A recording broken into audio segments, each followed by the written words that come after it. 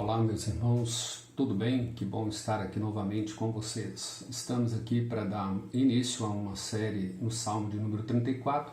Sem dúvida alguma é uma série muito pequena, não muito profunda, não muito detalhada, mas buscando conhecer a situação e as provações, os conflitos que Davi viveu, experimentou no seu dia a dia e como nós podemos aprender com ele, como nós podemos desfrutar da palavra de Deus, da comunhão de Deus, aprendendo com as situações que Davi enfrentou.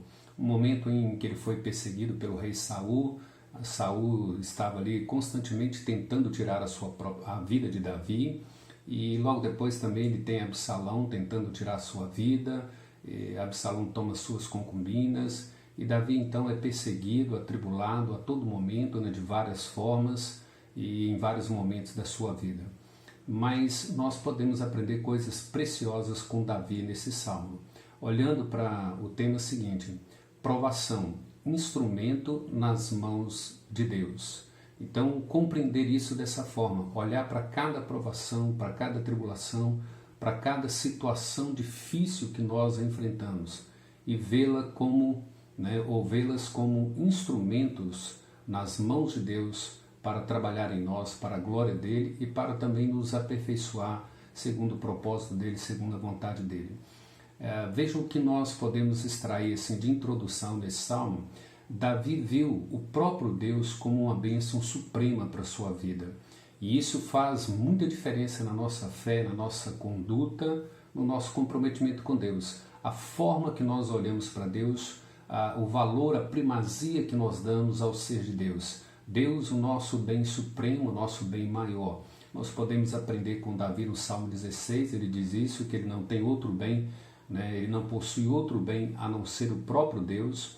Ele talvez, possamos pegar aí o exemplo de Asaf no Salmo de número 73, versículo 25, quando ele pergunta: quem mais tenho eu no céu, senão a ti somente, Senhor? E além de ti, eu não desejo mais nada na terra. Então, observe que olhar para o ser de Deus e colocá-la como primazia, como sublimidade da nossa vida, entender que Ele é a razão da nossa existência, que Ele é o valor maior que nós podemos ter na vida, nós vamos conseguir olhar para as demais coisas e enfrentá-las, por causa desse Deus, sustentado por esse Deus, guardados por esse Deus. Davi nos ensina aqui a desfrutar do ser de Deus e também das suas bênçãos. Então nós desfrutamos do ser de Deus, daquilo que Deus é, e também nós podemos desfrutar das suas bênçãos. Esse salmo é um salmo de testemunho da graça de Deus mediante a fraqueza do homem. O salmo mostra claramente o que é o homem na sua fraqueza e como que nós precisamos depender de Deus em toda e qualquer circunstância. Mais do que ser um testemunho da graça de Deus, o Salmo também nos leva a exaltar o ser de Deus, a sua graça e as bênçãos que Ele partilha conosco e que Ele nos concede em sua palavra, Ele concede em suas promessas, no seu cuidado, na sua providência, na sua proteção.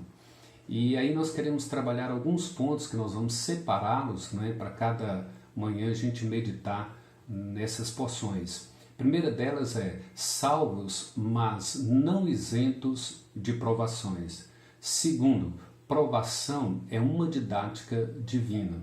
Terceiro, provação e um testemunho de fé. E quarto lugar, focados na eternidade. Então, observemos aqui o primeiro ponto, salvos, mas não isentos de provações.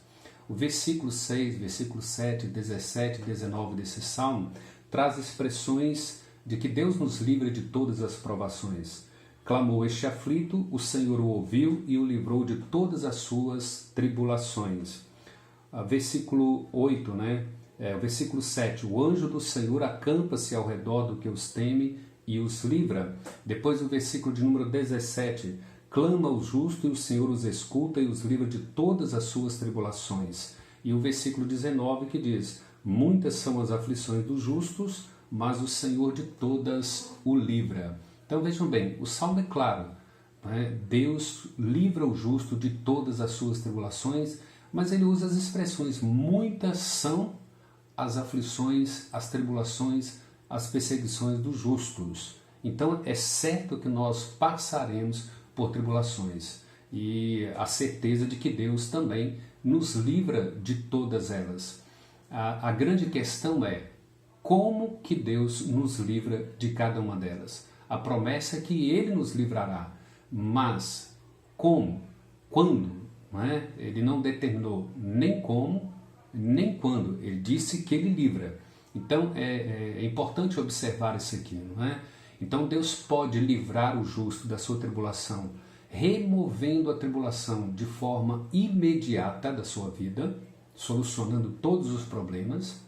Segundo, Deus pode remover as tribulações de que forma? Te dando força, te dando provisão a cada manhã, para que você suporte cada uma delas, para que você enfrente cada uma delas no tempo dele, da forma dele, enquanto ele quiser, para a glória dele. Ou Deus pode simplesmente levar a sua vida, né, para a glória e simplesmente resolver todos os seus problemas. Não é? Então essas são as três formas que Deus poderia, de fato, como se diz, nos livrar de todas essas tribulações. Muitos cristãos pensam o seguinte: olha, eu sou salvo, eu confio em Jesus Cristo, eu estou salvo da condenação eterna, eu estou salvo para a vida eterna. Tá, isso é verdade, mas não é? O fato de seguir a Cristo não significa que Ele criou sobre mim e criou sobre você uma cúpula, né? Algo que nos protege de modo que nós estamos isentos de toda e qualquer circunstância. Nós não sofremos dores, nós não sofremos enfermidades, nós não perdemos entes queridos, nós não enfrentamos desemprego. Então vejam bem, essa é a visão de muitos cristãos, mas não é isso que a Bíblia nos ensina. A Bíblia nos ensina algo muito mais do que isso. É certo que Deus nos livra de todas as tribulações, é certo que Deus colocou um escudo protetor sobre nós, chamado Jesus Cristo, que nos guarda, que nos protege. Só que, né, 1 João capítulo 5, versículo 18 diz que nós somos filhos de Deus e nós somos guardados por esse Deus e o maligno não nos toca. Romanos 8,39 diz que nada, absolutamente nada, nos separa do amor de Deus que está em Cristo Jesus. Mas por que eu digo que a certeza de Deus remover as nossas tribulações vai mais além do que isso? Porque, vejam bem, como eu já mencionei em alguns vídeos, o Salmo 91 fala que cai 1.000 ao nosso lado, 10.000 à nossa direita e praga nenhuma nos atingirá. Então, observe, a promessa de Deus ela é verdadeira. Jesus Cristo nos revestiu com a graça dele. Jesus Cristo removeu todas as nossas enfermidades e transgressões. Só que nós precisamos fazer uma observação muito séria aqui. Essa é a certeza, essa é a promessa, essa é a garantia que Deus dá para o justo, para cada cristão, para todos aqueles que o amam, para todos aqueles que temem a Ele. Contudo, Ele diz que muitos justos são atribulados e são muitas as tribulações e as provações dos justos. Então Ele está dizendo o seguinte: essas coisas só chegam até nós se Ele autorizar. É certo que Ele nos protege, é certo que Ele nos guarda, é certo que o maligno não nos toca, não é? É certo que nada nos separa do amor de Deus em Cristo Jesus. Essas são as promessas, essas promessas são para nos dar a garantia, a estabilidade, a segurança de olhar para a circunstância, de olhar frente a frente a tribulação e não temer, e não ficar apavorado, e não ficar assustado, mas descansar que aquilo ali só se aproxima de nós, aquilo só nos acomete, só chega até nós se Ele autorizar. E por vezes Ele vai autorizar. Por vezes nós passaremos por situações difíceis, dolorosas, desempregos, enfermidade. Nós enfrentaremos isso. Né?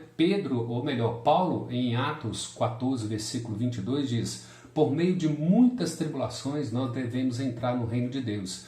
Pedro, na sua primeira carta, capítulo 4, versículo 12, ele diz assim: amados, não estranheis o fogo ardente que surge no meio de vós, como se algo extraordinário estivesse acontecendo. O próprio Jesus disse assim: no mundo tereis muitas tribulações, tem de bom ânimo, eu venci o mundo. Vejam bem, Estevão foi morto apedrejado, João foi decapitado, outros servos de Deus foram cerrados ao meio, foram mortos a fio da espada, outros queimados em fogueira em praça pública. Então, observe que o fato de termos a certeza em Cristo, de ser salvo, de ser resgatado por Ele, de ser protegido por Ele nos ensinar que o maligno não nos toca, que nada nos separa dele, isso nos traz tranquilidade, isso nos traz estabilidade, segurança. Vamos olhar a tribulação, a provação de frente, não é? Encará-la de frente, na certeza, na segurança de que só vai chegar até nós aquilo que Deus autorizar, aquilo que Deus tiver como plano, como propósito para a minha vida e para a sua vida. Então, entender isso é o que nós aprendemos com Davi. A gente vai perceber que Davi está nos ensinando isso, né? Ele diz, olha, muitas são as aflições dos justos, mas o Senhor de todas o livra. Então, essa é a certeza, essa é a promessa, essa é a segurança. Mas ele mesmo aqui descreve, né, a aflição dele, a angústia dele. Deus o livrou de Saul. Deus depois vai deixar Absalão fazer o que ele fez com o próprio pai, né, com o rei Davi, e no final Absalão passa pela morte. Né? O próprio Cristo, né, como nós vimos no sermão de ontem, ele é entregue pela presciência e determinação de Deus. Né? Herodes e Pilatos fizeram com Cristo tudo o que Deus planejou. Então nós precisamos aprender isso e amadurecer nessas convicções. E Davi nos ensina, olha, clamou este aflito e o Senhor o ouviu e o livrou de todas as suas tribulações. É certo, nós temos essa segurança. Contudo, fique seguro, se chegar até você, se chegar até mim, nós precisamos ter a certeza, a confiança que veio da parte de Deus. Há uma consideração a ser feita aqui também, como que Davi nos ensina a avaliar os nossos próprios pecados e as nossas próprias deficiências. Não é? Davi teve que parar para pensar, tanto no Salmo 32 como no Salmo 41.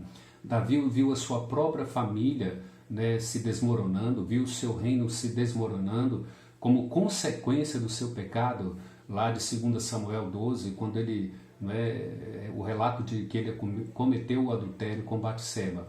Qual que é a implicação da gente avaliar os nossos próprios pecados e deficiências? Não estou dizendo que as aflições que passamos, que enfrentamos, que todas elas são consequências de um pecado nosso. Não, não é isso. O que eu estou dizendo é que nós temos que aprender a avaliar, né, os nossos pecados, as nossas deficiências, porque algumas dessas tribulações, provações e aflições podem ser consequências de algum pecado que nós cometemos. Desobediência a Deus, desobediência com a palavra, desobediência em relação à igreja, mentira, relacionamento conjugal, tratamento de pais com filhos e pais, patrão, empregado e outras questões. Então pode ser isso, não é? Então qual é a implicação aqui? É aprender a reagir biblicamente quando essas consequências, quando essas provações chegarem até você e até a mim. Nós temos que aprender a agir e reagir de forma bíblica, vir para as Escrituras e de fato avaliar a nossa vida. Nós temos uma tendência muito natural de minimizar a nossa responsabilidade pelos nossos pecados e culpar os outros por aquilo que fazemos. Nós devemos aprender a fazer como Davi fez aqui. Davi se humilhou perante Deus. Versículo 18 diz assim, olha, perto está o Senhor dos que têm o coração quebrantado e salva os de espírito contrito e oprimido. Então vejam bem, é isso que nós temos que aprender diante dessas verdades. Primeiro, ver a provação como instrumento nas mãos de Deus, entender que somos salvos, mas não somos isentos de provações, entender que as provações elas não podem nos causar dano, elas não podem chegar até nós, elas não podem nos provocar alguma coisa se Deus não autorizar. Mas nós precisamos entender que como cristãos nós não somos isentos delas. E quem sabe você esteja passando por muitas nesse momento. Então que Deus leve você a pensar, a se consolar com este salmo. E depois nós trabalharemos nos próximos vídeos aprovação como uma didática divina, aprovação e um testemunho de fé e focados na eternidade. Deus assim os abençoe, que Deus assim os sustente. Fiquem com Deus, tenham um bom dia para a glória do Senhor. Amém.